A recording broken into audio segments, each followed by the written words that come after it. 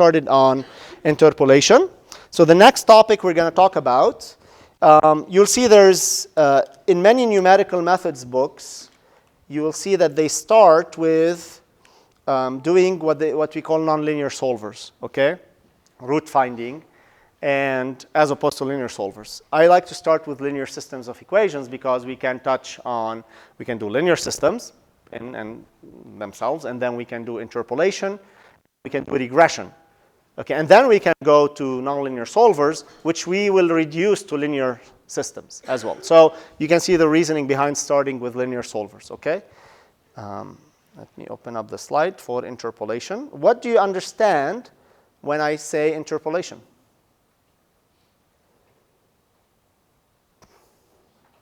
Yes?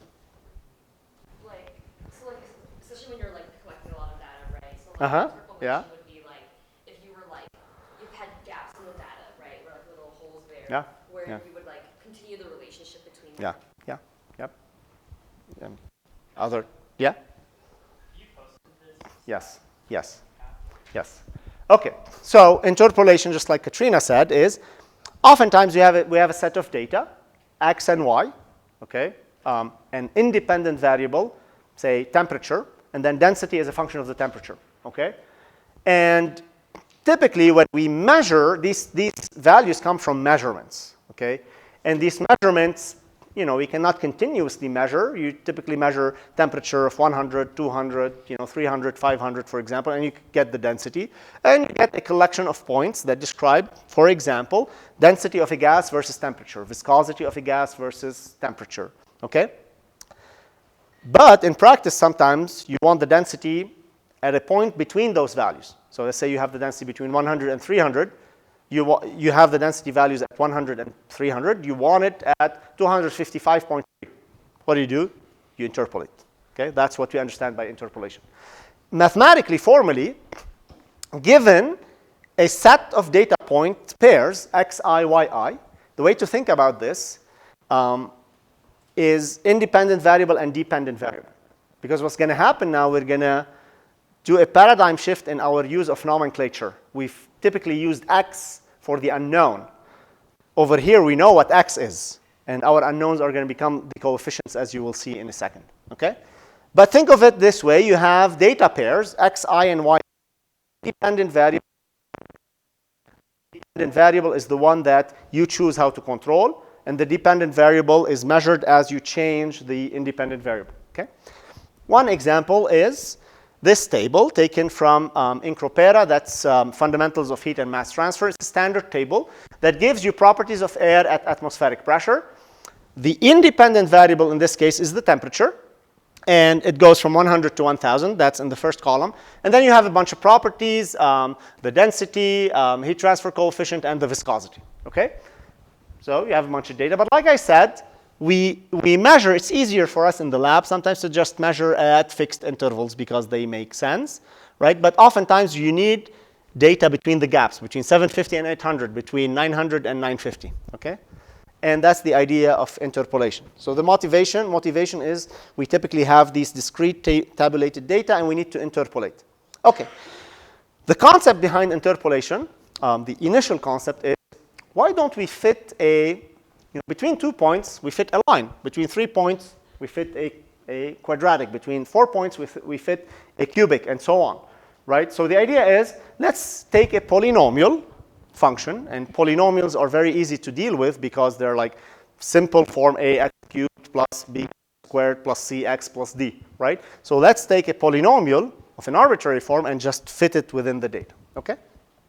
Let's start by giving an example of what we call linear interpolation. Okay, so I'm going to take these two data points, 100 and 150, for the temperature and the density. And the question is to find the density at 132K. Okay? So if you plot this, on the x-axis you have the temperature. On the y-axis you have the density. Okay? And these are the two data points. At 100 you have 3.5562. And at 150 you have 2.3364. And we want to find the density at this line, okay, at 132K. So how would you do this? Yes? Well, I have a function Yeah? a linear function Just between the 2 points. So Where it draw the line. Yeah? Where the line hits the Yeah. temperature. Yep, and then that's the point. Same thing? Okay. So essentially, the way you would do this is probably you would connect via a straight line. Hold on. The animation is out of order. Okay. So the way you would do this, again, so we have these points. We connect via a straight line. Okay. So we have a straight line between 3.55 and 2.33. And then we intersect that line with the 132 vertical line. And that will give us the value of the density at that temperature. Mathematically, the way you do this, you first find the slope. And that's 2.34 minus 3.56 over the difference, which gives you a slope. Of course, it's decreasing. And you just construct a straight line by saying, this is a slope plus this initial value and intercept plus a slope times this difference, and then you get a value for the density. Okay, I'll just explain this better, but hold on a second. Okay, so more formally, what we want, you are given two data points, x1 and y1, two data pairs. Okay, and I'm using x1 and y1 just for ease of nomenclature. Think of it as independent and dependent variables. So you have two data pairs, x1, y1, and x2, y2. And we want to fit a straight line. We're going to call this y of x. Okay? And the model for a straight line is mx plus b. Okay? So what are the unknowns here? Pardon me? M and b. Is it because they're in red? Yes, the unknowns are m and b. We don't know the slope and we don't know the intercept of that line. So our model is mx equal b. M and b are unknowns. So they're two unknowns, right? So we need two equations to solve for those. So what are those equations? So obviously this straight line needs to pass by x1, y1, and also needs to pass by x2, y2, correct? So what if we take that line and apply it at x1, y1, and apply it at x2, y2? And then we say at y1 should be equal to mx1 plus b. Or in other words, at x1, this line should evaluate to y1. And at x2, this line should evaluate to y2. So that gives you y1 equal mx1 plus b, and y2 equal mx2 plus b. So what is this system? Yes. But what are the unknowns and what's known? So what's the coefficient matrix here? So previously, we saw that the coefficient matrix was like m and b, right? And in this case, we swapped things. Things are different. In this case, the coefficient matrix, the known values are the x's and the y's, right? So we swapped the logic here. That's why I don't want you to be stuck with the nomenclature ax equal b. Over here, a is still a, but it has x's in it, values for x. X, the solution, the unknown vector, contains the coefficients m and b. And the right-hand side contains the values for y. Okay? Previously, we had it the other way around. The matrix contained the coefficients of the x, right? And the right-hand side contained the constants. So we swapped things over here. Okay? Make sure you make that mental jump. Okay? Clear? Do you agree with this? We know x1, x2, and y1 and y2. So everything is known except m and b. And we can solve this by hand and then construct the straight line. So if you do this by hand, you will figure out what the slope is. It's y2 minus y1 over x2 minus x1, of course. It's y2 minus y1 over x2 minus x1. That's the slope. And this is how you build your straight line. The intercept is equal to the slope times x1 plus y1. Okay? And that's, very easy, straightforward. We call this linear interpolation. You could put this in your calculator, and we'll show you how we can use it in Python. You can do it by hand, etc. It's a very easy interpolation, but it only works for 2 points at a time. Okay? 2 points at a time. The problem, though it's not very accurate, is the function is nonlinear, and especially if the points are very far apart. So if your function has a complex polynomial, where you take 2 points, what if the function actually changes between those 2 points?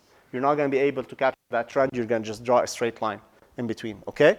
So that's the risk with linear interpolation. If you have sparsely spaced data and you suspect the system behavior is nonlinear, don't use linear interpolation. But if you have very finely grained data, linear interpolation, you cannot beat it. It's very cost effective and cheap, okay? Okay?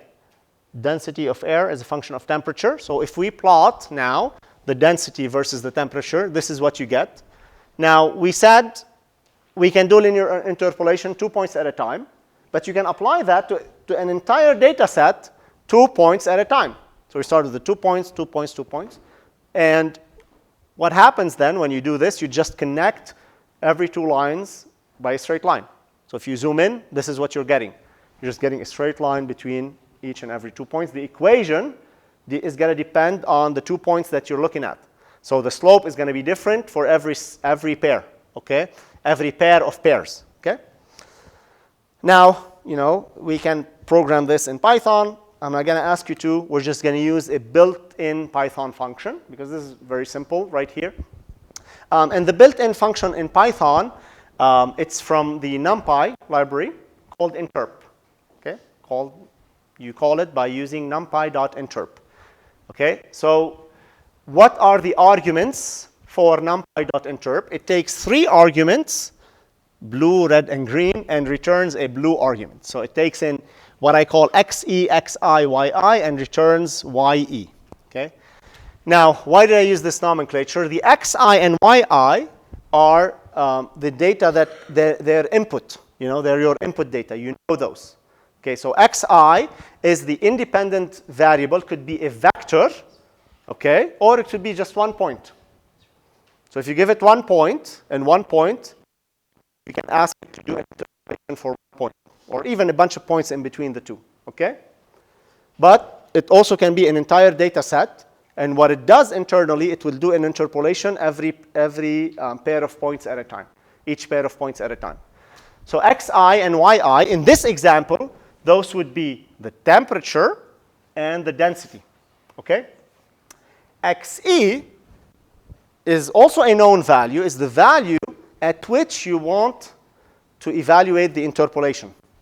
So in this example, it's 132, right? You give it 100 and 150. That's, so you give it pairs at 100 and 150, and you give it, so 100 and 150, and you give it the 2 densities, and then you give it 132, and then it's going to spit out a value for you. So that would be the interpolated value or values at xe. So let's do an example. Yes? Can XE be like an array also? Yes, it can be an array if this, yes, if xe can be an array. But you may get in trouble if your array goes out of the bound of the data set. And there's a warning down here that I'll talk about in a second. But let's try it. Let's try this in Python. Okay? All right. Let's see.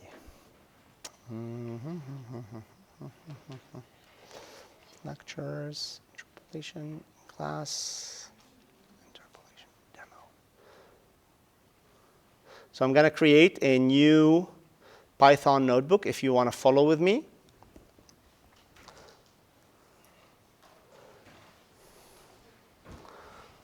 But you'd want to jump online and copy the data set for the density. Or don't follow with me. Or just put in a couple of points, okay? And I'll give you those points in a second. So what I'm going to do, I'm going to import. Let me turn my back to you. Okay, so import. Can you see out in the back? Okay. And from NumPy, import interp. Okay, that's the interp function. Matplotlib inline. We learned that the other day. And import matplotlib.pyplot as plt. Okay. Now for the temperature, you can put the. Let's see. Where are the slides?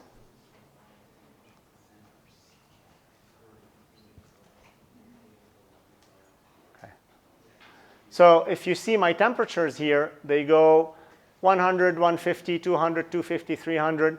I can program those by hand, or I can just create a range from NumPy. Okay, so I'm going to do t is numpy.a range from 100 to 1050. That was the maximum temperature, right? So it goes to 1,000, and I want to go by increments of 50. So what that does, if I print t, gives me an array of temperatures: 100, 150, 200, 250, etc. Okay, so again, this is what I want. I'm building the array of independent variables. Okay.